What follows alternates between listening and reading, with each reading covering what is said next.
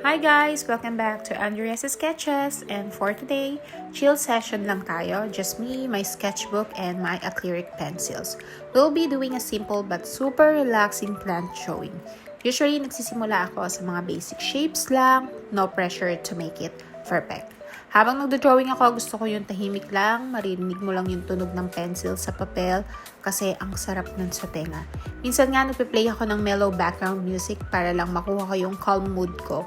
Nakakatuwa kasi bawat shading at blending may nabubuong bago.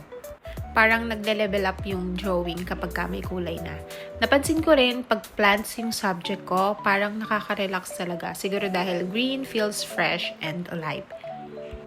Isa sa mga favorite parts ko yung pagle-layer ng colors. Unti-unti nagkakaroon ng buhay yung mga dahon. Ang smooth kasi gamitin talaga ng acrylic pencil. Ang ganda ng timpla ng greens at yellow, parang totoong dahon. Ang certain piece talaga, pagka nagdo-drawing ako, minsan nga nagko-coffee break pa ako bago ako mag-start mag-chill. So art feels like therapy talaga sa akin, lalo na kapag nature-inspired yung subject.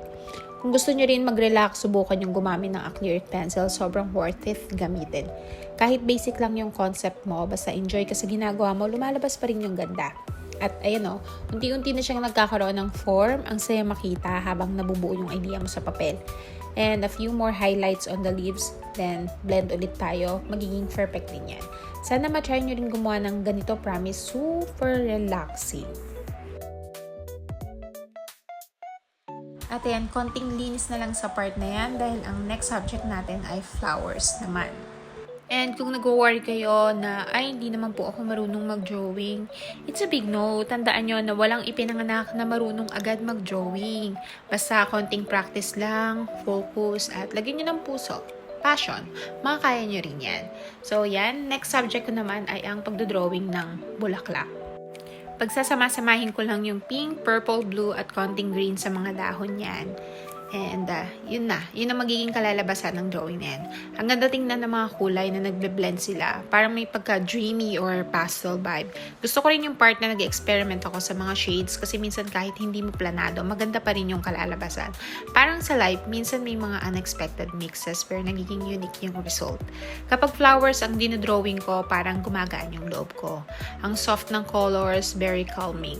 At habang nagdo-drawing ako, naiisip ko rin kung anong design ba ang susunod kong gagawin. Maybe sunflower or gumamela or pwede na rin yung sampagita. Ang key dito, huwag magmadali. Enjoy mo lang bawat stroke, bawat blend ng kulay. Pag nakita mo na nagkakabuhay na yung ginagawa mo, masasabi mo sa sarili mo, ay, magic, kaya ko pala.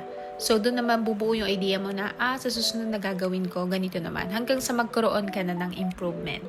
At ayan lang, ganyan lang. Konting linis lang, tapos na tayo. Kung nagustuhan nyo to, don't forget to like, comment, and follow Andrea's Sketches for more art content. At syempre, i-comment nyo rin kung anong gusto nyong i-drawing ko next. Baka yung suggestion nyo ang next na project ko. Salamat sa panonood and see you again sa next video ko. Thank you so much. Bye!